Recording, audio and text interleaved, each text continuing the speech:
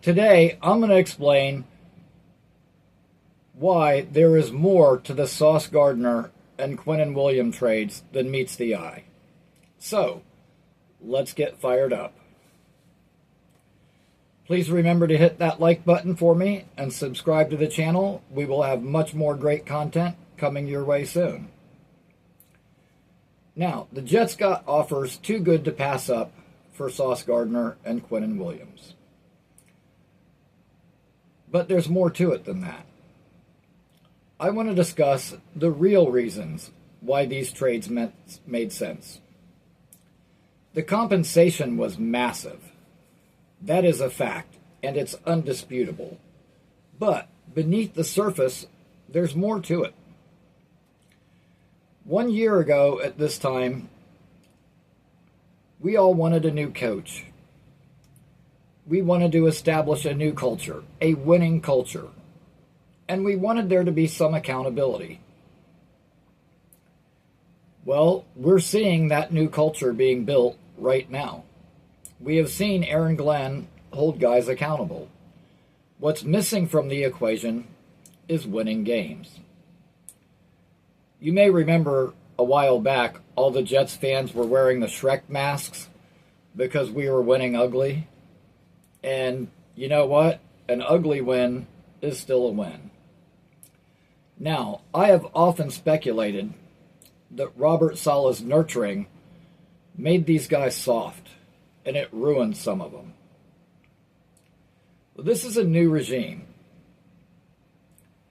I'm going to start with Quinnen Williams.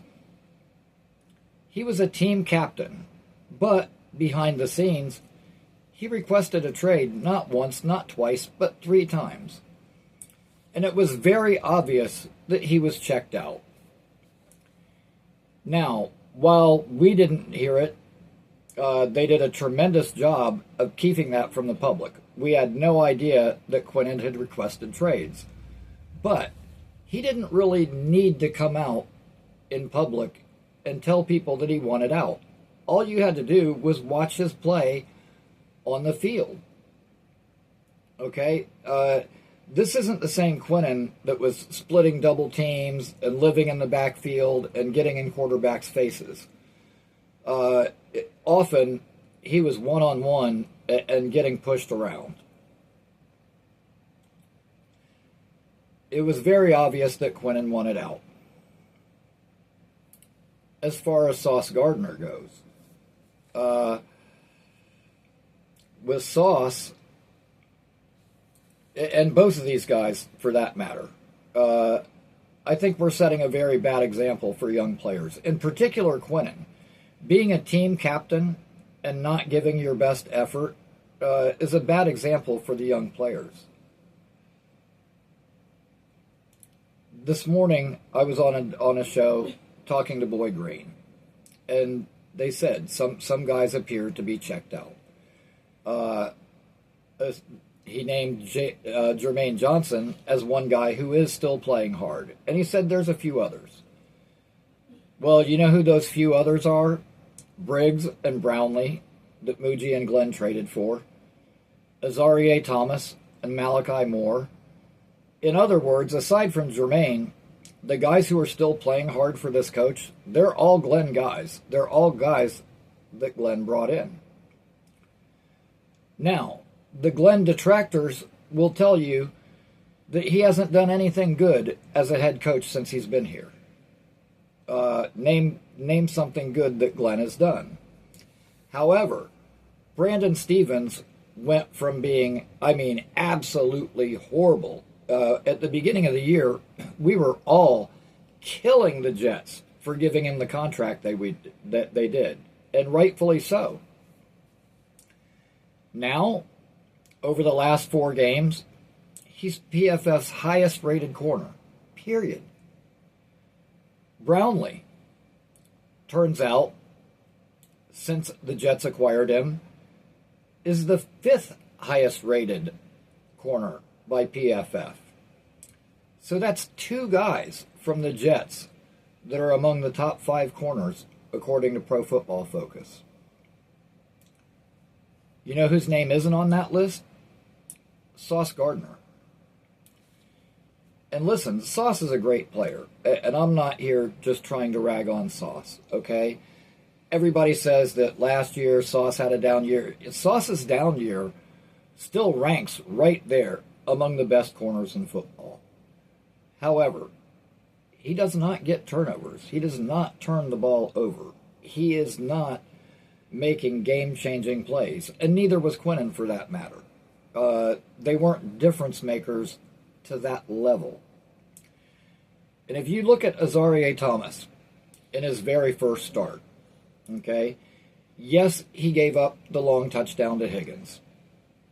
Aside from that, he gave up next to no passes that entire game. And is that really any different than the kind of games that Sauce had, where he was almost elite, but then gave up a touchdown to Pickens? The other thing is even though Sauce maybe only gave up 1 or 2 catches a game, the times he did give up those catches were crucial points, like 3rd and long versus New England, and he gives up that long pass to Booty. The passes he did give up were backbreakers. And this is the thing, okay? Earlier in the year, we saw Sauce Gardner arguing with Aaron Glenn on the sideline, blaming the coverage. He didn't like the coverage. And that's one thing that's always bothered me about Sauce. We've heard it time and time again in interviews where they ask Sauce about the defense giving up big plays. And his answer is always like, well, I personally didn't give up any big plays. I mean, we might have given up some big plays, but I personally didn't give any. The guy did not take accountability, okay? When asked the hard questions, his first instinct is to deflect blame, not be supportive, not say, okay, even though I didn't give up a lot of good plays, I need to be more involved as far as being a leader. I need to support these young guys and make sure that they're in the right spots. So regardless of my own statistics, this team can have success, and we can have success as a team and win games, because that's what really matters. So my question is, as good as he was, at the end of the day, is Sauce really a team player? The answer would be no.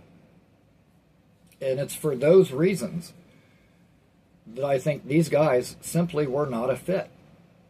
Okay? Jermaine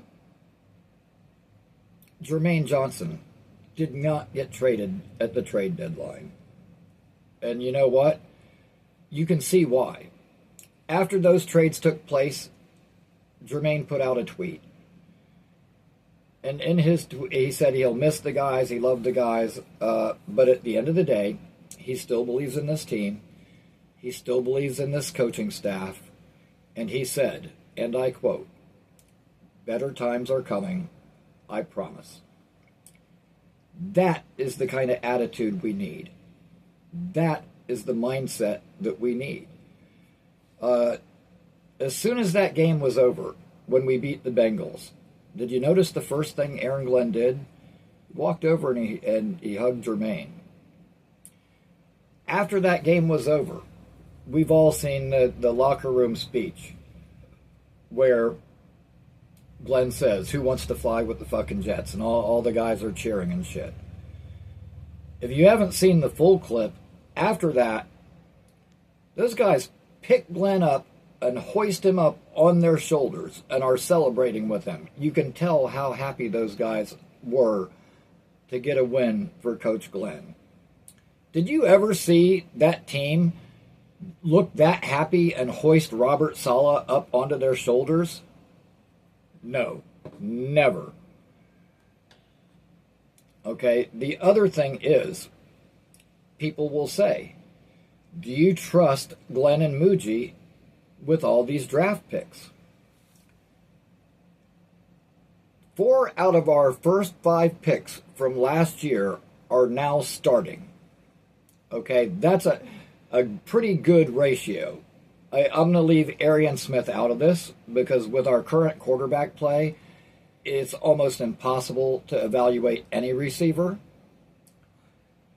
But considering 4 out of the first 5 are all starting right now, I mean, think back.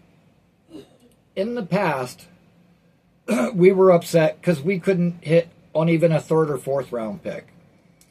The Elijah Moores, the Denzel Mims, and the list goes on. Now people want to bag on Aaron Glenn because one pick at the very ass end of the 5th round, Tyler Barron, isn't playing meaningful snaps and doesn't look good. That's ridiculous. If that's all you can find to complain about, that's a weak argument.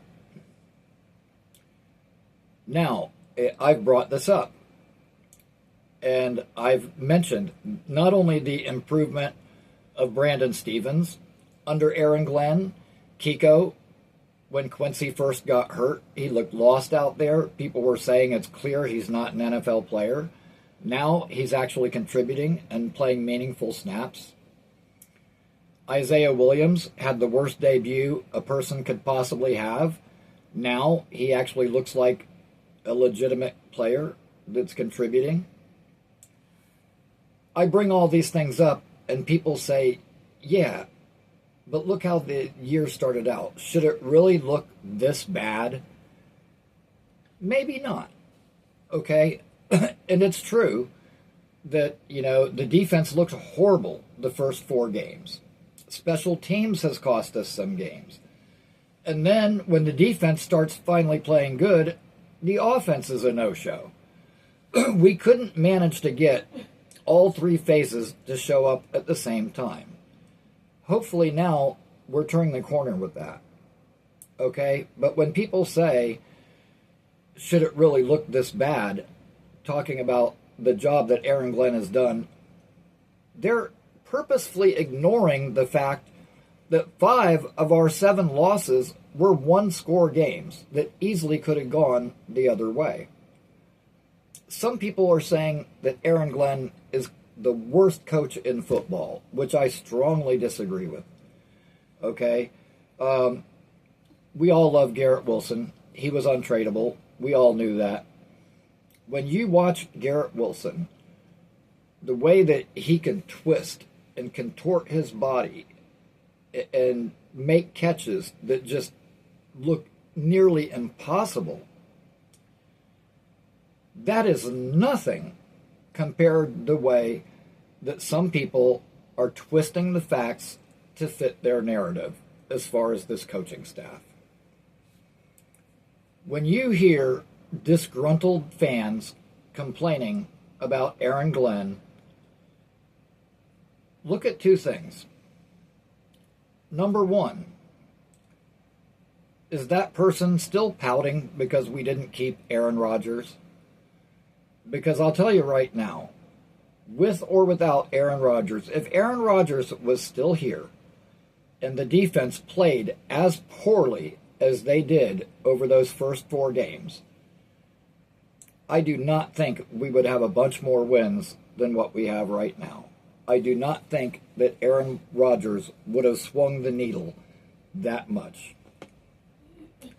Number 2, is this person hung up on other head coaches that we could have had that they want more? Be it Vrabel, be it Gruden, be it McCarthy, be it Flores, be it whoever, anybody but Glenn. And this is only my opinion, but I think some people are just pissed they didn't get their way. They didn't get the coach they wanted. They didn't keep Rodgers like they wanted. But the idea that this would be a better team if we had kept Aaron Rodgers, I'm sorry, but I got to be honest here. That is a very short-sighted point of view. Yes, maybe we could have won 1 or 2 games, And then what? Next year he retires and we start the rebuild then? The rebuild was going to happen one way or the other. Might as well get it out of the way. Okay? Aaron Glenn is building this team not just to win this year. He's building this team for long-term success. Long-term, sustainable winning. Aaron Glenn was here when we had 4 first-round draft picks. We not only got Chad Pennington, our quarterback, which is something this team will look to do next year, but we also got Sean Ellis and John Abraham, 2 terrific pass rushers, and a good tight end in Anthony Beck. And even when those players had run their course, when we traded John Abraham, that trade turned into the Nick Mangold pick. So even afterward, it had a trickle-down effect. And that's why during those early 2000s, we were able to remain relevant for as long as we did. These were the right moves. And the bottom line, we were not winning with Sauce Gardner. We were not winning with Quinnen Williams.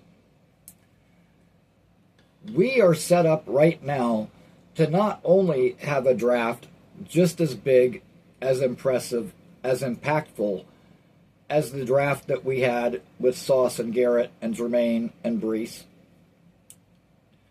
We're set up to have back-to-back drafts that could be that important to this team, or maybe even more so, because we will be getting a quarterback.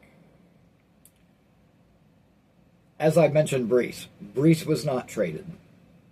Okay, Aaron Glenn has said all along that Brees is his guy, and he had no intention of trading him. He has never wavered on that. And that brings me to another point. A lot of people will say that Aaron Glenn has been going back on everything he said, and that is a ridiculous notion. Okay, yes, at the beginning of the year, Aaron Glenn said, we're trying to win games now. Does anybody, I mean anybody, in their right mind think that Aaron Glenn would get there and stand up to the podium and say, listen, man, there's still a lot of holes on this team. There weren't many options at quarterback. The ones that were there are mediocre at best. So we took a quarterback who is a complete dart throw, who, you know, we're banking on his physical abilities and hoping we can get something out of him. However, if I'm being honest, we really don't expect to win many games. And, like, no head coach is going to say that. So when he said we're trying to win games now, that's coach speak. That's all that is. Okay, now, the same thing applies to his stance on Justin Fields. And I get it. Everything from the money to, you know, handing him the starting job without competition, everything that they've done is to try to build Fields' confidence to see if they can get him to take that next step. Unfortunately, it's become very clear Fields is just not the guy. If I can blame Glenn for everything, it's not benching Fields halfway through that Denver game. And his defensive field, I mean, I understand why he's doing it. That doesn't make it any less annoying. Anybody can see that Justin Fields is not the long-term answer. However, that being said, this regime deserves a chance. They have done a lot of good things. They are building that winning culture that we all want. It might not be pretty, but they are. The penalties have gone down. We've seen him holding guys accountable. We've seen players, whether it's Isaiah Williams, Brandon Stevens, Kiko Malinois, we have seen players develop under his coaching. And I think there's a real reason to be hopeful and to be optimistic as far as this team goes. Now, if this thing turns around and Aaron Glenn returns us to a winning franchise, returns us to the postseason, I will promise you that I will do a 24-hour stream, because my I told you so rant is going to be so extensive, I'm probably going to need that much time for it.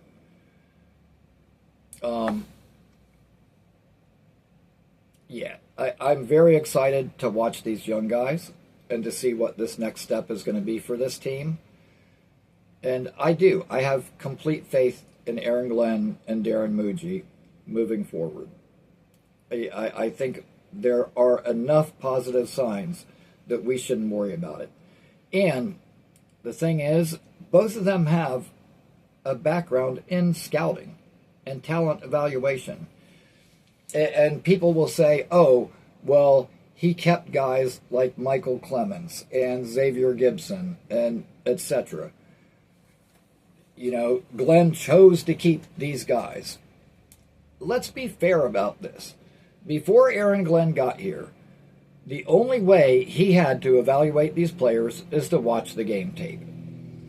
And he may have said to himself, okay, this guy's tape is inconsistent, up and down, whether it's Tony Adams, whoever. I think maybe I can get more out of this guy. He didn't know these guys personally. So he evaluated people, and this even extends to Quinnen Williams. He evaluated guys solely based on the tape.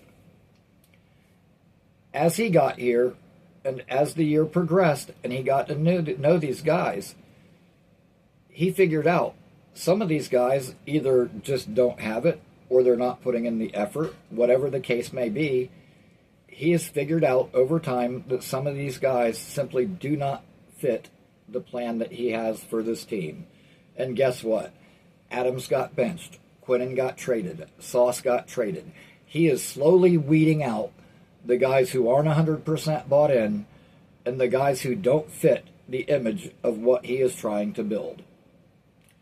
So to try to say that he kept these guys, these are his guys, no, they're not his guys. They're the guys he inherited. And as he learns more about these guys, he's weeding out the guys that don't fit. As far as Michael Clemens, he'll be gone next year. Tony Adams will be gone next year. A lot of these guys will be gone. Glenn's building this thing. He's building it the right way. And yes, nobody wants to hear be patient. I mean, God, we've been waiting over a decade and a half. How much longer do we got to wait? But if it really means that we can be a good team for the next 10 to 15 years, I'll take a losing season. As much of it sucks and as much as I hate to watch it when we play like crap, I'll take it if it means that we can be good not just for this year. I don't want to be good just this year with Aaron Rodgers and then rebuild again next year.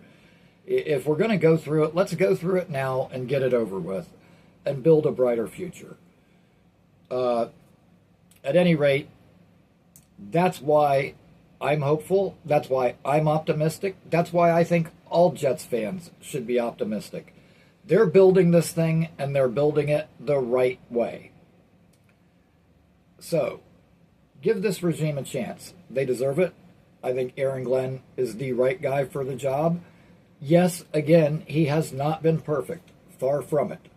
But the clock management, the timeouts, etc., is typical rookie head coach shit. It's nothing so egregious or so unforgivable that the guy should get fired right off the bat. Now, the record is a different matter. Starting out 1-7 is awful. And in most circumstances, that would be a fireable offense. But I think that Woody Johnson knew going into this year that it was going to be a work in progress, that it wasn't going to happen overnight. And, yeah, Glenn hasn't been perfect, but, dude, I mean, he can't just wave a magic wand and make everything all better, in 6 weeks. It took a long time to get this franchise to the point of being as screwed up as it is. It's not going to get fixed overnight. But we're headed in the right direction. Hang in there, everybody. Good times are coming. Looking forward to the game this weekend. I'm looking forward to watching AZ and Moore and all our young guys. Very happy about the addition of A.D. Mitchell. I was real high on him coming out of Texas. I think he can be a real contributor for us. And it'll be interesting to see. Looking forward to watching our young guys fight. Once again, hit that like button for me. Subscribe to the channel. A quick programming note. There will be no live shows for the time being. I went to somebody smarter than myself to address the problems I was having with the Wi-Fi and with StreamYard. And the guy came over, he tried it with the hotspot. He tried everything, and I left him, to go about his work. And he came back to me and said, listen, man, there's something wrong. Like, you should not hardwire yourself directly into the router and still lose internet the way that you are. And at the end of the day, he told me the laptop that I was using, the processor in it, not only did it not have a high enough speed, but the process, it's bad. Long story short, I needed a whole new laptop, which should be arriving in about a week and a half to 2 weeks. And at that time, the live shows will resume. The first live show back, where I can take your calls and interact with all you Jet fans, which is my favorite part about doing this show, will be November 27th, right at Thanksgiving time. And give us at the show and you guys out there something to be thankful for. So, the call-in shows will resume on the 27th, but until then, I will keep dropping videos, keep you up to date on all the pertinent Jeff news, and, anything of importance, I will be right here with you. Until then, thank you guys for your continued support. I look forward to seeing you all soon, and until then, go Jets.